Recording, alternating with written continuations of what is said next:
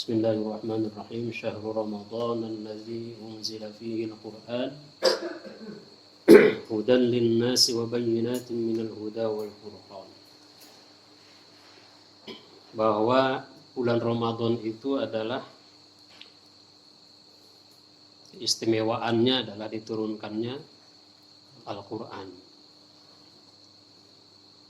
Ada yang mengatakan, para ulama yang masyhur mengatakan bahwa turunnya Al-Quran itu pada tanggal 17 Ramadan. Sebagian mengatakan tanggal 21. Sebagian ada yang mengatakan tanggal 27. Ada yang mengatakan tanggal 7 Ramadan.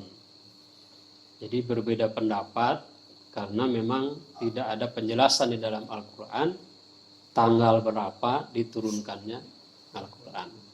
Allah hanya menyampaikan bahwa Al-Quran itu diturunkan pada bulan Ramadan. Itulah satu keistimewaannya.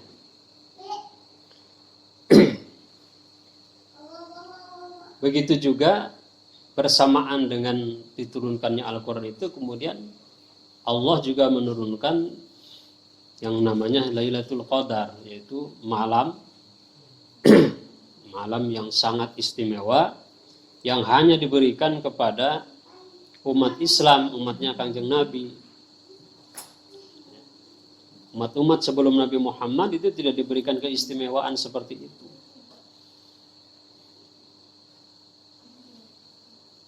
Lailatul Qadri khairum min alfi syahr. Malam Lailatul Qadar itu kalau kita beribadah, pahlanya sama dengan pahla ibadah 1000 bulan. Bukan berarti satu malam ibadah itu sama dengan 1000 bulan, bukan.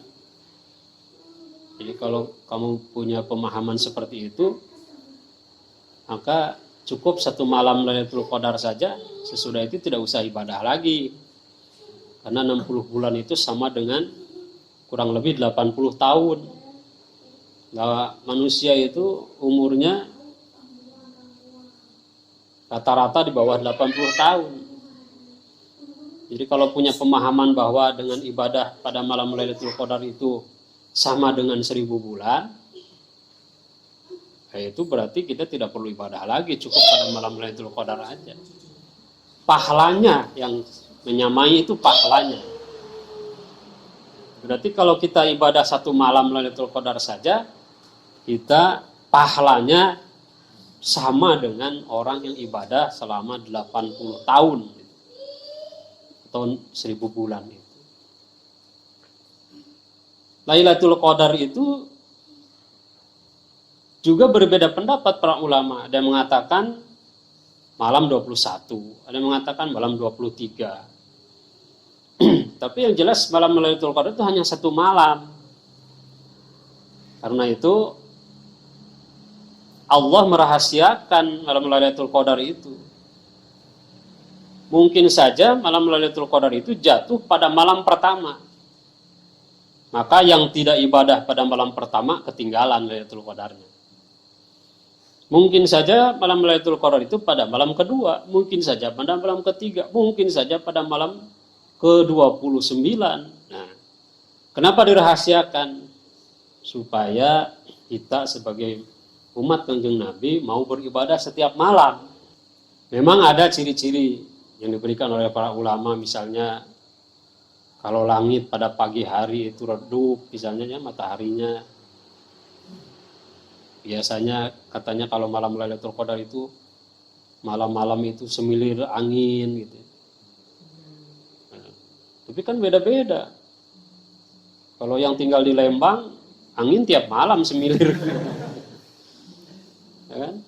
Kalau yang tinggal di pegunungan, seperti kita ini, pagi-pagi jam 8 masih redup matahari kan. Tapi kalau yang tinggal di pantai, pagi-pagi sudah terang banget. Karena itu, kewajiban kita adalah setiap malam melaksanakan ibadah.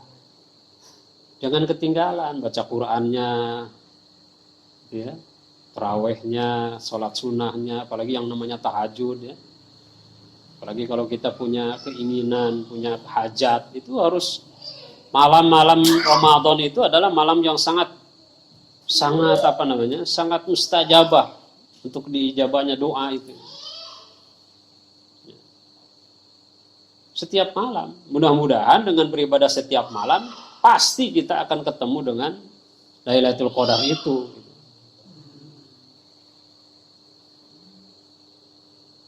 Tahajudnya tidak berhenti, tiap malam tahajud, doanya tetap saja itu, pasti itu dikabulkan dalam masa 1 bulan Ramadan itu. Tapi kalau kita itu tahajudnya hanya semalam tahajud, malam enggak, malam tahajud lagi, malam enggak.